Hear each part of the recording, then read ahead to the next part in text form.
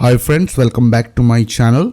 So today in this video tutorial, I will show you guys how to show or find all the Wi-Fi password on your PC or laptop. So you just need to follow me. Simply, first of all, you need to open CMD. So go to your start window and type CMD. Now open command prompt.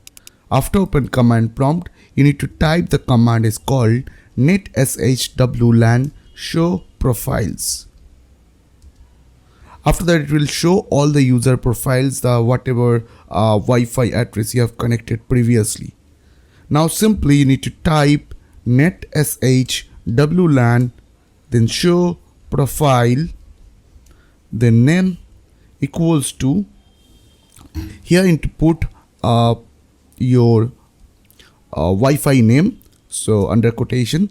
So I will try to find out this SSID's password. So I have to put over here, then quotation closed, and then space key equals to clear. And after that, press enter from your keyboard. Now you will see the one option called key content. So this is my password for this Wi-Fi, as you can see. So through this way you can find out all your Wi-Fi password whichever you are connected previously. So I hope this tutorial will really help for you, and don't forget to subscribe my channel, and I will see you guys on the later.